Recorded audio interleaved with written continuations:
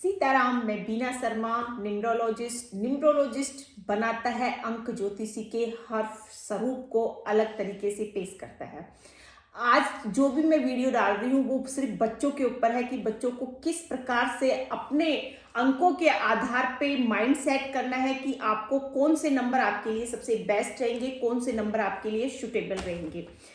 अभी जैसे प्रतियोगिता परीक्षा का टाइम स्टार्ट हो चुका है, जो भी कंपटीशन एग्जाम आ रहे हैं, आप कौन से एग्जाम का फॉर्म भर रहे हो, वो एग्जाम में आपका इजी सिलेक्शन होना या उसमें आपको सपोर्ट अच्छा मिलना, ये आपकी डेट ऑफ बर्थ में शामिल रहता है। आपके बर्थ चार्ट में ये चीजें अवेलेबल रहती है। आपको पहचानना है आपके नंबरों की डिजिट।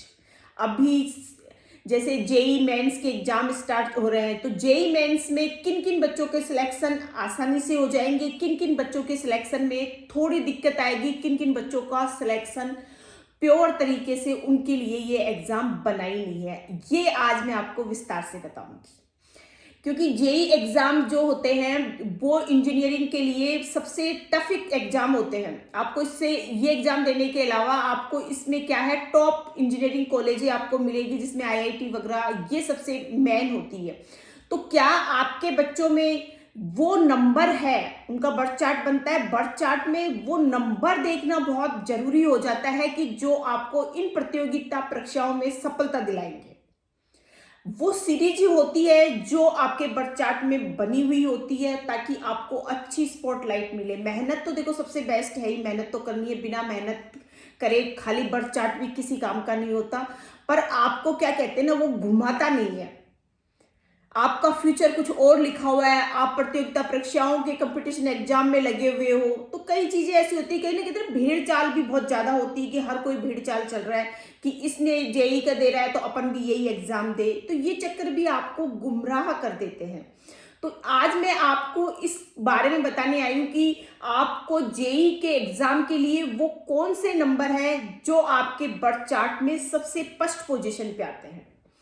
तो फर्स्ट पोजीशन पे इसमें 3 डिजिट की सीरीज बनती है। आपको अपने मंथ, डे, मंथ और ईयर, इसको आपको लिखना है और इसमें आपको देखना है कि आपके बर्थ चार्ट में इजी तरीके से डेट में से जो भी दिन है आपके जन्म का, जो महीना है आपके जन्म का और जो साल है आपके जन्म का, उसको लिखना है। मैं यहाँ पे कुआ नंबर और ड्राइवर की बात नहीं कर रही हूँ, ये चीजें बाद में आती है, ये सेकंड पोजीशन पे आती है। फर्स्ट पोजीशन पे आपकी इन तीनों में से अगर आपके पास नंबर 4 अवेलेबल है तो आप जेई के लिए बने हो। दूसरा सपोर्टिव नंबर होता है इसमें 9।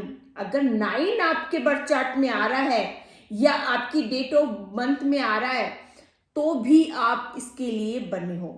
थर्ड जो इसमें नंबर सबसे ज्यादा इसमें जो पावर आती है वो नंबर 2 से आती है। 2 नंबर अगर आपके बर्थ चार्ट में बना हुआ है तो आप इंजीनियरिंग वाले फील्ड, चाहे वो आईआईटी हो, एमएनआईटी हो, आईटी हो, जो भी हो, आप इंजीनियरिंग वाले फील्ड के लिए सबसे बेस्ट और ऊपर की टॉप लाइन हो गई 4, 9 और 2।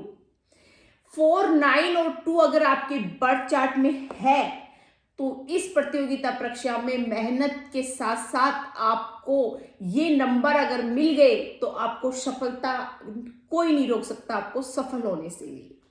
आपको ये नहीं, कई बार होता है कि बच्चा बहुत मेहनत करता है लेकिन उसके सपोर्टिव नंबर उसको नहीं मिल पाते तो वो कुछ ही मार्क्स से रह जाता है, क्योंकि वो लिखा ही नहीं है ना, वहां जाना उसके लिए पॉसिबल ही नहीं है। अगर वो जाएगा पहले तो वो नीचे वाली पोजीशन से बहुत ज्यादा क्या कहते हैं ना कंफ्यूजन रहेगा। अगर वो जाएगा तो वो वहां भी कंफ्यूजन हो रहेगा, एक सीट भी खराब करेगा, उसका माइंड सेट उस चीज के लिए नहीं बन पाएगा। तो न्यूमरोलॉजी इन चीजों को फोकस कराती है कि आपकी कौन सी कंडीशन में जाके आपको ये जेई का एग्जाम देना है और इसमें सफलता आपको मिलेगी। तो फर्स्ट नंबर मैंने आपको बता चुकी हूँ, 4, 9 और 2। एक बार और रिपीट कर देती हूँ, 4, 9 और 2 अगर आपके बर्थ चार्ट में फर्स्ट वाली ये लाइन अगर कंप्लीट है तो आप जेई मेंस एग्जाम क्लियर कर सकते हो, आपको कोई नहीं रोक सकता। सेकंड, इस अगर आपको इसी क्षेत्र में जाना है और मान लीजिए आपके इस 3 डिजिट में से अगर एक डिजिट मिसिंग है तो आपको थोड़ा संघर्ष करके जा सकते हो, तो आप इसमें जा पाओगे, क्योंकि अगर आपने मेहनत अच्छी करी है, 2 का आशीर्वाद आपको मिल रहा है। लेकिन अगर आपके पास 1 नंबर यानी 4 नंबर अगर मिसिंग है, तो भी आप इस लाइन में जा सकते हो। जेईई मेंस जो एग्जाम है वो आप क्लियर कर सकते हो, उसमें आपको रुकावट कभी भी नहीं आएगी। थर्ड, इसमें एक और पॉइंट देखा जाता है कि मान लीजिए आपके पास 4 नंबर नहीं है, फिर भी आप जा सकते हो। अगर आपके पास 9 नंबर नहीं है और 2 नंबर आपके पास है, तो आप इस एग्जाम का फॉर्म ना ही भरे तो सबसे बेस्ट है, क्योंकि ये एग्जाम, ये प्रतियोगिता परीक्षा आपके लिए नहीं बनी है। तो इन चीजों पे फोकस कीजिएगा, आप अपने फील्ड को चुनिए, एक अच्छे न्यूमरोलॉजिस्ट से अपनी आप डेट ऑफ बर्थ की काउंसलिंग कराइए, आपके नाम की काउंसलिंग करवाइए, तो आपको एक अच्छा मार्गदर्शन मिल सकता है। ताकि बच्चों को, जो आजकल बहुत ज़्यादा प्रेशर हो रहा है, बहुत बच्चों में एक कंपटीशन एग्जाम के प्रति एक दूसरे को देख के एक, क्या कहते हैं ना, बहुत होड़ सी मची हुई है कि ये अगर दे रहा है तो मैं भी दूँ। ये चीज़ें, भीड़ चाल बहुत ज़्यादा हो रहा है और बच्चों में आपस में भी कंपटीशन बहुत ज़्यादा बढ़ रहा है। लेकिन ये सब करने से पहले माता पिताओं से गुजारिश है कि वो अपने बच्चे का बर्थ चार्ट बनवाओ और उनकी चेक करो कि वो इस चीज के लिए बने नहीं बने। नेक्स्ट टॉपिक पे लिए मैं फिर कई बार मैंने बता चुकी हूँ कि गवर्नमेंट जॉब के लिए भी, डॉक्टर के लिए भी हर चीज की बर्थ चार्ट में एक लाइन मेंशन होती है।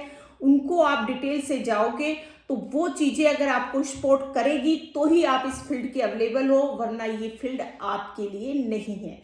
फोकस कीजिएगा, न्यूमरोलॉजी का ज्ञान लीजिएगा। अंक के इस ज्योतिष शास्त्र में अगर आपने एक एक शब्दों की हजारों परिभाषाएं होती है, हजारों उनका अर्थ निकलता है, कुछ अर्थों को आप समझिए। आपको तो सिंपल अपना बर्थ चार्ट समझना है, सारे अर्थों को आपको समझने की जरूरत नहीं है। आप अपने बर्थ चार्ट को समझिए, अपने अंकों को समझिए और फिर आप फैसला कीजिए कि आप किस फील्ड के लिए बने हो। फिर भी आपको कुछ कंफ्यूजन है, आप कमेंट सेक्शन में अपने कमेंट्स डाल सकते हो, ताकि मैं आपको रिप्लाई दे दूं और आपके अच्छे भविष्य के लिए आपको शुभकामनाएं। सीताराम।